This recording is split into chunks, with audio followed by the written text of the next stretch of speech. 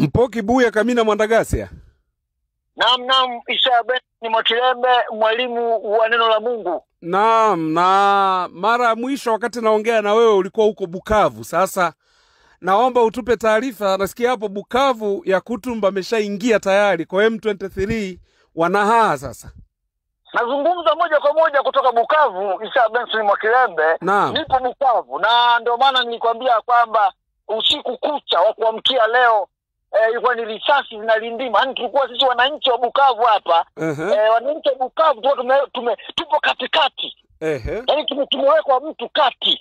Risasi zinalindima usiku kucha. Hata hatukujua imekuwaje, kumbe nini?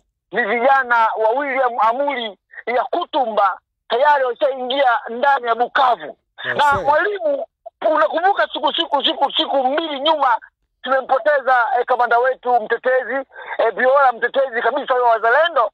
Wako watu wakasema kwamba pengine alikuwa amekula rushwa, pengine alikuwa anatumika, na nikufahamisha ya kwamba amechaguliwa kiongozi mwingine kuchukua nafasi ya mtetezi ya Biola. Amechaguliwa kiongozi na ndio mwingine naye alishinda vile vile. Huyu naye alishinda vile vile. Na taarifa ya kwamba hivi ninavyozungumza, unakumbuka wiki 3 nyuma kama sikosei, wale wakina Nanga na wakina Bisimwa walikuwa pale Goma wanashangilia, likapigwa pale Kombola, wakapo watu wa kutosha. Wananchi waliambiwa wasije wakaenda kwenye mikutano ya kuwasikiliza. Wale watu ni wahuni, wale watu ni utapeli. Mtu umetoka huko ulikotoka, unavamia nchi ya watu ambao sio ya kwenu, unaua, unabaka, unafanya vurugu, unaiba rasilimali mbalimbali. Alafu katika akili hiyo unategemea kwamba eti uweze kuwatawala watu ambao wamewaulia ndugu zao. Watu ambao wamewaulia watoto wao. Watu ambao wamewaibia rasilimali zao. Hauwezi kutawala mji wa wafu. Mji wa wafu hauwezi kutawala. Kwa maana yake ni kwamba Isa Benson Mwakilembe ni hivi ninavyozungumza, baada ya kumzika kiongozi mtetezi wa wazalendo, hivi ndio kwamba tayari wazalendo wameshaingia ndani ya mji wa Bukavu. Nakwambia hizi taarifa Mwakilembe huwezi kuzisikia ovyo ovyo. Hizi taarifa huwezi kuzisikia ovyo ovyo, watangaza sababu si wanapigwa. Wanapigwa, lakini fahamu ya kwamba tayari wazalendo wameshaingia katika mji wa Bukavu na tayari vita vinaendelea kama kawaida. Na kiongozi nani ule kiongozi wao William Amuri ya Kutumba mwenyewe yupo umbali wa kilomita 10. Yupo umbali wa kilomita 10 tayari kuingia Bukavu na kutangaza ushindi wa Bukavu. Mwalimu, nadhani nilikwambia siku moja kwamba wazalendo kama Kongo italindwa na wazalendo wenyewe. Kongo italindwa na wakongomani wenyewe. Hakuna mtu yoyote ambaye, hakuna mwanasiasa ambaye anaweza kailinda Kongo, mwalimu. Nadhani nilikwambia, unafahamu. Wanasiasa ni matapeli, wanasiasa ni waongo, wanasiasa ni wala rushwa, wanasiasa hawana maamuzi magumu, wanasiasa wapo tu. Lakini nchi kama nchi mara nyingi huwa inalindwa na raia husika wanaoishi kwenye nchi husika. Sasa Kongo ile Mwakilembe, nafahamu kwamba nani huyu Kibaraka Felix. Felix anakimbilia magharibi.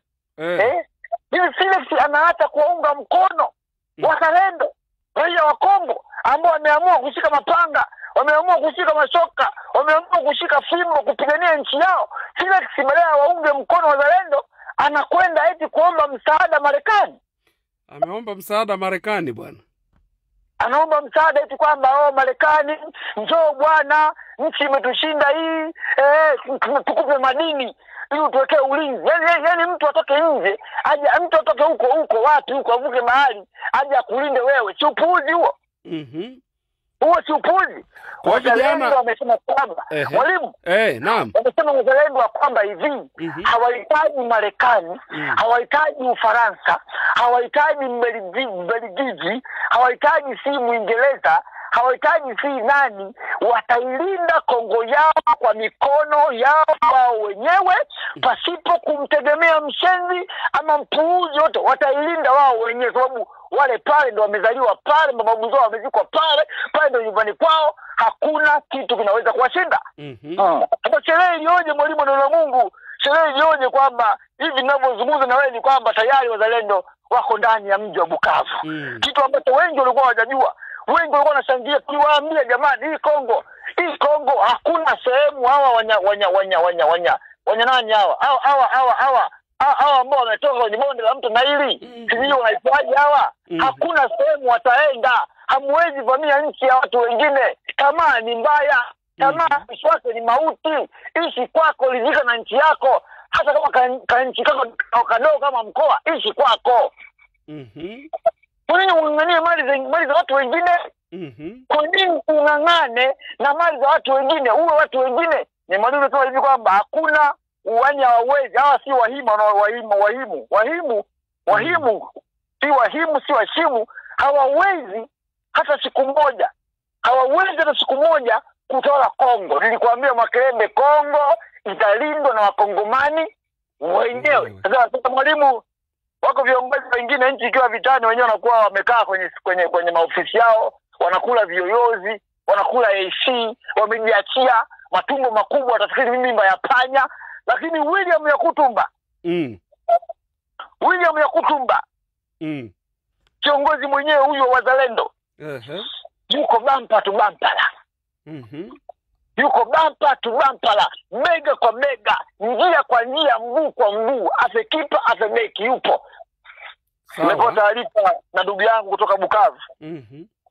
Upande wa kusini huko ananiambia kwamba Yakutumba yupo kilomita 10 tu.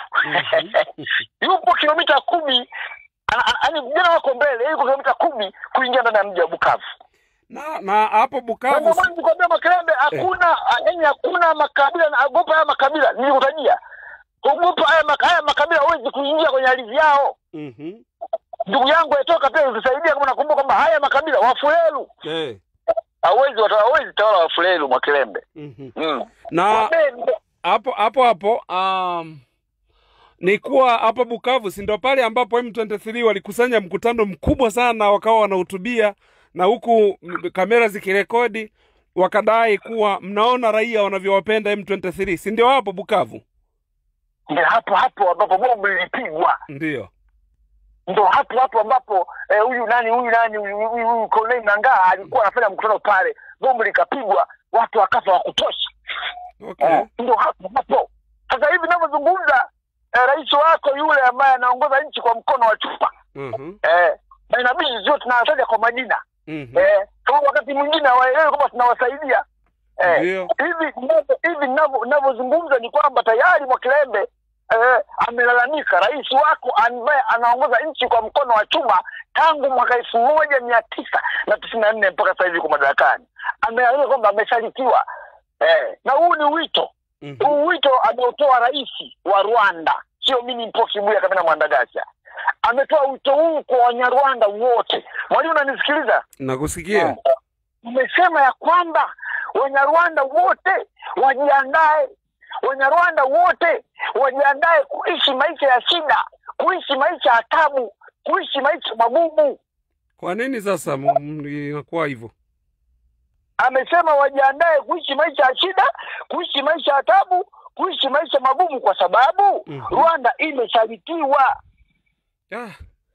Sawa. Rwanda imesalitiwa. Sasa kifupi ni kwamba vikwazo vya magharibi. Vikwazo. Ndio. Mzungu anataka akakutumia, yaani akiona umeshatumika vya kutosha na kutupa. Akitaka kutupa, yaani kwamba wazungu hapo waje kukutumia. Wanapona malengo yao yamekamilika, wanapona huna mpya tena, huna la maana tena, wanakutupa.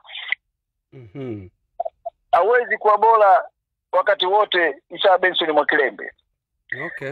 Hawezi kuwa bora wakati wote mwalimu. Na fahamu tu kwamba huu ni ushindi ambao sio wa kawaida kwa sababu Wabantu wote wamefurahi. Wabantu lazima wafurahi. Na sio tu Wabantu, mtu yoyote anayependa amani. Mtu yoyote anayependa amani mwalimu lazima afurahi ushindi huu ambao umepatikana, ama juhudi hizi ambazo wanafanya wazalendo. Na hawa ndio mwalimu nikwambia hivi, sifa za wazalendo. Sifa za wazalendo, sikiliza. Uenda wako watu wafahamu sifa za wazalendo. Sifa ya kwanza wazalendo. Sawa. Hawatembei na magari. Sawa, uliniambia. Hawatembei na pikipiki. Sawa? Watembea kwa mguu. Sifa ya kwanza. Sifa ya pili, wazalendo, marufuku kupora mali za watu. Marufuku kuua raia ovyo ovyo. Marufuku kuvamia maduka. Marufuku kubaka. Sifa ya wazalendo, marufuku kufanya mapenzi. Maana kitu mkuta huyu ndugu yetu nani huyu mtetezi, naomba nitazungumzia baadaye. Kuna kesi ya mapenzi hapo katikati. Okay. Marufuku kwa wazalendo kufanya mapenzi wakiwa vitani. Marufuku kulelewa ovyo kwa mzalendo, kunywa pombe ovyo akiwa vitani, marufuku. Marufuku kupokea rushwa kwa mzalendo. Mzalendo marufuku kupokea rushwa ya adui. Marufuku kupanda gari au kupewa lift. Marufuku. Mzalendo mara nyingi wanatembea na chakula chao wenyewe. Marufuku kwa mzalendo, nimesema, kubaka, kuua, kupora mali za watu, kunywa pombe, umalaya. Marufuku kwa mzalendo. Sawa. Hiyo ndio kisa kubwa kwa wazalendo. Wanatumia bunduki, wanatumia mapanga, wanatumia mkuki, wanatumia fimbo, wanatumia kuni, wanatumia uchawi. Okay. Mwalimu, watu wapige 0762155025, 0762155025 kupata kitabu cha Laana, Madaraka, Pesa na Damu. Mimi nikushukuru, lakini cha mwisho kabisa mwalimu, amani ni bora zaidi kuliko vita. Tunataka Waafrika wote sisi ni sawa. Yule ambaye anajiona yeye ni bora kuliko mwingine, yatamkuta akumkuta.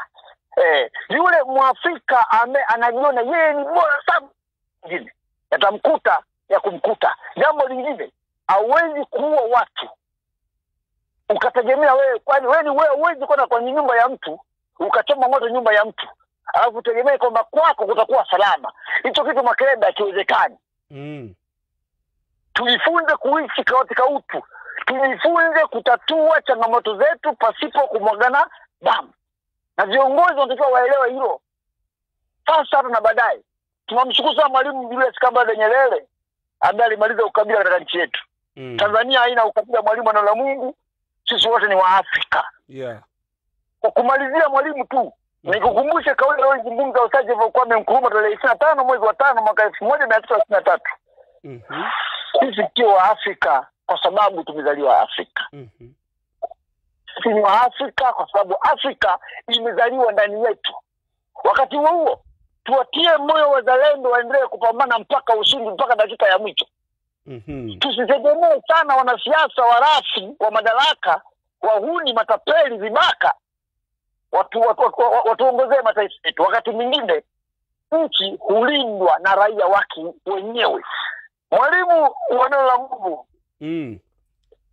Nikushukuru bwana. Haya, asante sana. Haya.